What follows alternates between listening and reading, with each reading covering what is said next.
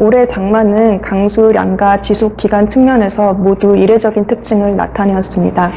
장마 기간은 중부 지역을 기준으로 6월 24일부터 8월 16일까지 지속되면서 총 54일을 기록하며 1973년 이후 가장 긴 장마를 나타내었고, 강수량 역시 686.9mm를 기록하면서 1973년 이후 2위를 기록하였습니다.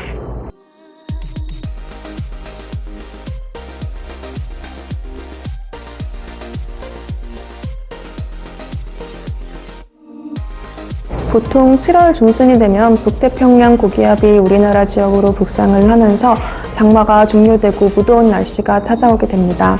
그러나 올해 같은 경우에는 북태평양 고기압이 남북 방향으로 확장하지 못하고 오히려 동서방향으로 길게 확장된 형태를 나타내었습니다. 이렇게 북태평양 고기압이 동서방향으로 확장된 형태를 나타낸 원인은 크게 열대지역과 극지역의 영향을 나누어서 살펴볼 수 있습니다. 먼저 열대지역의 영향을 살펴보면 지난 겨울철에 엘니뇨가 발달을 하였는데, 그에 따라서 열대 서태평양 지역에서 대류활동이 억제되고 고기압성 순환이 발달하게 되었습니다. 이러한 고기압성 순환은 여름철로 갈수록 점차 북상을 하면서 북서태평양 아열대 고기압의 형태로 나타나게 됩니다. 이와 함께 올해에는 특히 열대 서인도양 지역에서 온난화 신호와 대류활동이 강화되었는데, 그에 따라서 열대 동인도양 및 필리핀의 지역에서 대류활동이 억제되고, 이러한 대류활동 억제 신호는 북서태평양 고기압이 특히 남서쪽으로 확장하는 데 더욱 기여를 하였습니다.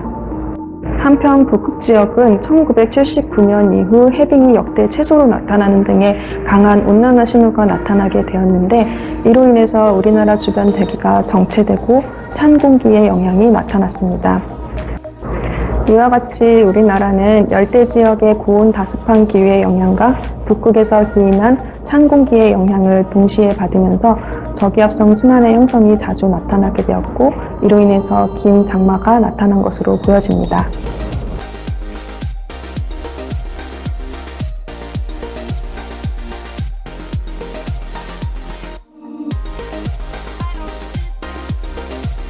최근에 하루에 80mm 이상의 비를 퍼붓는 집중호우와 같은 이상기후 현상의 발생이 증가하는 추세입니다. 특히 지구온난화의 여파로 우리나라 기온은 1912년 이후 약 1.8도 증가하였으며, 우리나라 주변 해역의 해수면 온도 역시 1.1도 증가하였는데, 이는 전 지구 평균 온난화 속도에 비해서 두세 배나 빠른 값입니다. 대기의 온도가 증가하게 되면 포함할 수 있는 수증기량도 증가를 하면서 호우 발생의 가능성도 높아지게 됩니다. 국립기상과학원의 한반도 100년 기후변화 보고서에 따르면 최근 30년 동안 과거 30년과 비교했을 때 연평균 강수량이 124.1mm 증가하였다고 합니다.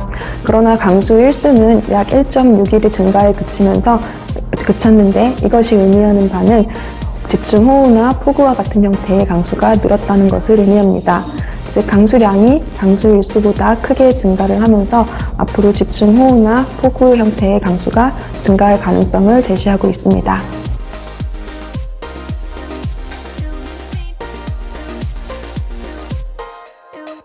you, me.